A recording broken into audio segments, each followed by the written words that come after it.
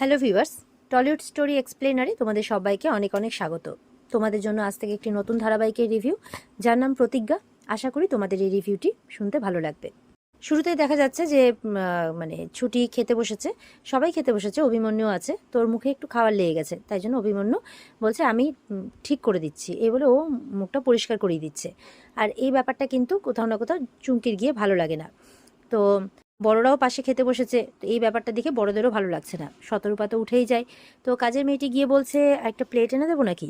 তো ওর মা অভিমন্যুর কাছে যেতে গেলে ছুটি কিন্তু উঠে যায়। ছুটি বলছে আমি আসছি, ওর ভালো লাগে না, ও কাঁদতে কাঁদতে কিন্তু চলে যাচ্ছে।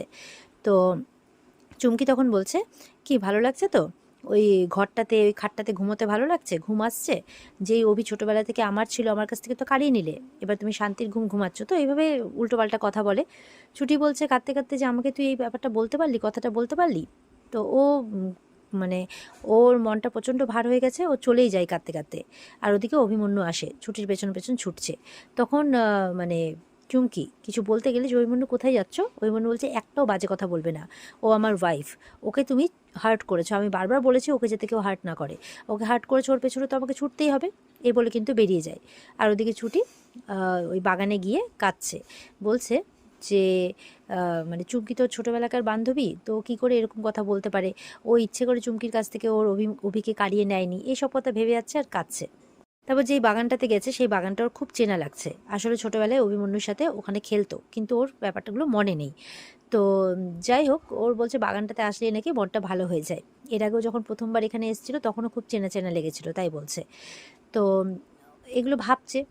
তখন অভিমন্যু ওখানে আসে, এসে অনেকক্ষণ ধরে ছুটিকে দেখছে। তো অভিমন্যু এসে চুমকির বিহেভিয়ারের জন্য ছুটির কাছে ক্ষমা চাইছে। তো বলছে যে ও কয়দিন আসবে আর এরপরে আর আসবে না, চিন্তা নেই, একাই আসা বন্ধ করে দেবে। তো বলছে ওর আসা বন্ধ করলে কি সমস্যার সমাধান হয়ে যাবে উকিল স্যার? আমি আর আপনি 1 বছরে যে পরিকল্পনাটা নিয়েছি এটা আমার পক্ষে আর রাখা সম্ভব হবে না, তাই বলছে। তখন কিন্তু অভিমন্যু খুব রেগে যায়। ও তখন ছুটির হাতটা ধরে সাইডে নিয়ে গিয়ে বসায় আর বলছে তুমি সবসময় এই কথাগুলো চিৎকার করে বলছো কেন, বাবা বা অন্য কেউ শুনে নিলে কী হবে? তুমি জানো এই ম্যাটারটা কতটা সিরিয়াস? তুমি বোঝো যে আপনজনকে হারানো কাকে বলে, আপনজনকে দেওয়া প্রতিজ্ঞা না রাখতে পারলে কেমন লাগে তুমি জানো?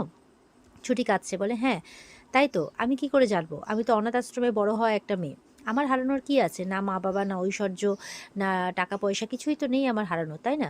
তো অভিমন্যুর কিন্তু খুব খারাপ লাগে, কারণ ও হাতটা কিন্তু খুব জোরে করে প্রেস করেছে, আর ছুটি কিন্তু তাতে লাগছে, বুঝতে পারে যে ও হাতটা খুব জোরে করে ধরে ফেলেছে। তো বলছে সরি, আমি তোমাকে হার্ট করতে চাইনি, আমি এই ব্যাপারটা করতে চাইনি। তখন ছুটি বলছে না না ঠিক আছে, এইটুকু ব্যথা সহ্য করার ক্ষমতা আছে ছুটির, তাই বলছে। এই বলে যখন চলে যাচ্ছে তখন একটা গাছে ওর ওড়নাটা আটকে যায়, ও দাঁড়িয়ে পড়ে, পেছন ফিরে দেখছে যে একটা গাছে আটকে গেছে। তখন গাছটার সাথে কথা বলছে যে তুইও এখন বল, যে তুই মানে এই যে আমাকে আটকাচ্ছিস, রোদে দাঁড় করিয়ে রাখছিস, তুইও আমাকে দোষ দে যে সবই আমার জন্য হচ্ছে। বলছে বল, তুইও বলবি এরপর থেকে যে আমার জীবনে খুব কষ্ট, আমাকে তুই যেমন সারাদিন রোদের মধ্যে দাঁড়িয়ে থাকিস, আমাকেও সারাদিন রোদের মধ্যে দাঁড় করিয়ে রাখ। অভি কিন্তু অবাকভাবে দেখছে যে ও গাছের সাথে কথা বলে যাচ্ছে। সবার জোর জুলুম তো তোর মানে সবার এই ছুটির উপরে, এখন তো তুইও বলবি যে গাছ বলে কি মানুষ নয়। এই কথাটা শুনে অভির কিন্তু ছোটবেলায় পরীর কথা মনে পড়ে। ও কিন্তু বলতো যে গাছ বলে কি মানুষ নয়, আর গাছের সাথে কিন্তু কথা বলতো। তখন বলছে না না না, এই পরী কী করে হতে পারে, অসম্ভব, এই কী করে পরী হতে পারে, না না, এইগুলো সব কাকতালীয়, এরকমটা মনে মনে ভাবছে আর কি। আর ছুটি ওখানেই বসে আছে। তো অভি কিন্তু ওখান থেকে চলে যায়। আর তখন ওখানে চুমকি আসে, দূর থেকে দাঁড়িয়ে দেখছে ছুটিকে, আর বলছে দাঁড়া, তোর আমাকে আমার অভিকে কাড়িয়ে নিলি, তুই আমাকে জ্বলাচ্ছিস, এবার তোকে আমি জ্বলাবো, দেখ এবার কি করে সামনে কত মানে দেখতে পেয়েছে একটা গাছের পাতার উপরে অনেকগুলো কাঠপিঁপড়ে লাল হয়ে আছে পুরো। তো সেইটাকে ওর গায়ের মধ্যে ছাড়বে ঠিক করেছে, যে ওকে জ্বলাবে, তাই বলছে ওকে কষ্ট দিয়েছে, ওকেও কষ্ট দেবে। তো ও কী করেছে, পাতার ডালটা নিয়ে গিয়ে ওই ছুটির পিঠের মধ্যে রেখে দিয়েছে, আর সব পিঁপড়েগুলো ওর পিঠের মধ্যে ছেঁকে ধরেছে একদম। আর ও তখন লাফালাফি শুরু করে দিয়েছে যে জ্বলে যাচ্ছে, ব্যথা করছে, মরে গেলাম, কি আছে, কি কি কামড়ে দিয়েছে, এই করতে করতে ঘরের মধ্যে চলে যায়। ঘরে অভি বসে আছে, কাজ করছে, ও ওইভাবে চলে গেছে, আর বলছে জ্বলে গেল, ব্যথা আর সহ্য করা যাচ্ছে না। তখন অভি বলছে কি হয়েছে, বলে না না কিছু না, থাক থাক কিছু না, বলে দেখি দেখতে দাও, একদম পাকম করবে না। এই বলে তখন ঘুরে দেখছে যে পিঠটাতে পুরো লাল র্যাশে ভরে গেছে। তখন বলছে নিশ্চয়ই পিঁপড়া কামড়েছে। বলে জানি না। বলে ঠিক আছে তুমি ওখানে বসো। তখন বলছে না না ঠিক আছে, আমি ঠিক আছে। বলে চুপচাপ বসো ওখানে, একটাও বাড়াবাড়ি কথা বলবে না। এই বলে ও বসে, আর পিঠের মধ্যে তখন অভিমন্যু একটা অয়েলমেন্টস মানে লাগিয়ে দিচ্ছে আর কি। তো ছুটির তো খুব খারাপ লাগছে, ও বারবার করে মুখটা ঢেকে নিচ্ছে, ওর প্রচণ্ড খারাপ লাগছে। অভিমন্যু ক্রিমটা লাগাচ্ছে আর বারবার ওর দিকে তাকাচ্ছে। আর ঠিক সেই সময় কিন্তু ওখান দিয়ে চুমকি পাস করছিল। তো চুমকি একটু দরজাটা হালকা খোলা আছে, তো ব্যাপারটা দেখে আর দেখে তো তখন আরও জ্বলে যাচ্ছে যে পিঁপড়ের কামড় ওর পিঠটা কোথায় জ্বালাতে চেয়েছিল, এখানে তো উল্টোই ঘটনা ঘটছে, এটাতে ওর কোনো কাজ হলো না। তো ওদিকে এবার ছুটি মনে মনে ভাবছে এবার আমি কি করে উকিল স্যারের সামনে দাঁড়াই, না না এটা মোটেও ঠিক হচ্ছে না। এবার অভিমন্যু দেখছে ও কাঁদছে, বলে কাঁদছো কেন? আচ্ছা ঠিক আছে, ব্যথা লেগেছে, দাঁড়াও 1 মিনিট, তো জল এনে দিচ্ছে, নাও জলটা খাও। তখন বলছে প্লিজ অনেক হয়েছে, আপনি আর আমাকে না এরকম অস্বস্তির মধ্যে ফেলবেন না, আপনি প্লিজ যান। বলে ঠিক আছে, এমনিতেও তো মা বলছিল আজকে কি একটা রিচুয়ালস আছে না, ওই কি যেন কাল রাত্রি নাকি, ঠিক আছে আমি চেম্বারে চলে যাচ্ছি, আমি চেম্বারেই থেকে যাব আজকে, তো তুমি থাকো, কোনো অসুবিধে নেই, তবে দরজাটা ভেতর থেকে লাগিয়ে দেবে যাতে কেউ আসতে না পারে। তো চুমকি বলছে ঠিক আছে, ও জলটা খাচ্ছে।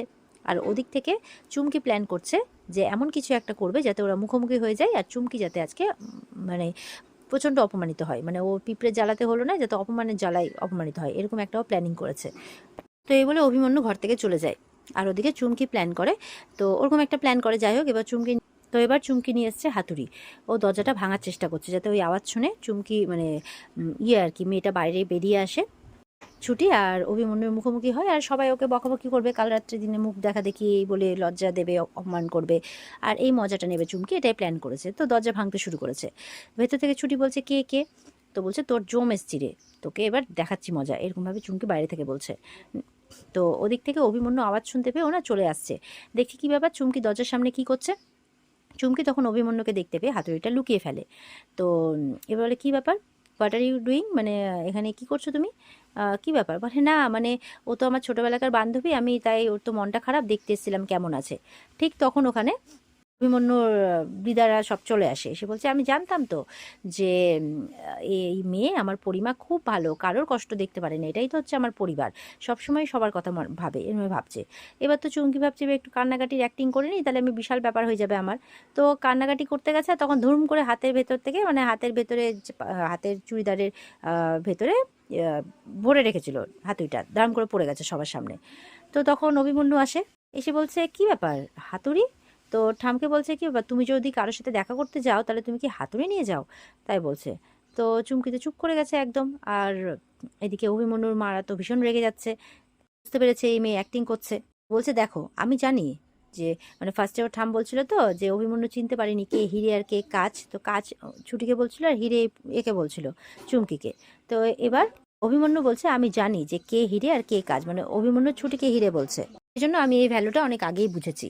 তোমরা এবার দেখো, ও এই দরজাটা ভাঙতে এসেছিল যাতে ছুটি বাইরে বেরিয়ে আসে, আমরা মুখোমুখি হই, আর ওকে কথা শোনানোর একটা সুযোগ পাওয়া যায়, বুঝতে পেরেছো?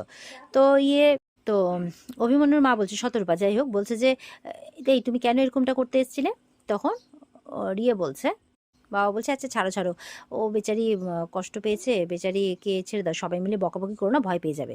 চুমকি তো এমন ওভার অ্যাক্টিং করছে, একদম অজ্ঞান হয়ে যাওয়ার ভান করছে। তখন এগুলোতে বিরক্ত বোধ করছে অভিমন্যু, আর বলছে এনাফ, অনেক হয়েছে, আমার এসব আর ভালো লাগছে না, এসব আমি সহ্য করতে পারছি না, আমি চেম্বারে যাচ্ছি, তো ওখানেই থাকবো, আমার কাজ আছে, তাই বলছে। এই বলে এবার বেরোবে। অভি যাওয়ার সময় কিন্তু সবাইকে ভালো করে বলে যায় এইভাবে কিন্তু আর যাতে ছুটিকে কেউ হ্যারাস না করে, ওর পেছনে যাতে কেউ না লাগে, কেউ যাতে হ্যারাস না করে, এই বলে চলে যায়। আর চুমকি তখন প্ল্যান করে, অভিমন্যু তো অফিস গেছে, ও তো জেনে গেছে, এবার ও নিজেকে মাধুরী দীক্ষিত মনে করে, তাই মনে করে যে ও অফিস গিয়ে এবার অভিমন্যুর মন ভোলাবে, এমনটা প্ল্যান করতে থাকে। আর এখানেই কিন্তু আজকের পর্ব শেষ হয়ে যায়। তো এই ছিল আজকের পর্বের রিভিউ। ভালো লেগে থাকলে পর্বকে লাইক কমেন্ট করে জানাবে, আর আমাদের সাথে জুড়ে থাকতে চ্যানেলকে সাবস্ক্রাইব অবশ্যই করবে। দেখা হচ্ছে তোমাদের সাথে আগামীকালকে। সবাই খুব ভালো থাকবে, আর বিস্তারিত দেখতে অবশ্যই স্টার জলসার পর্দায় চোখ রাখবে। টাটা।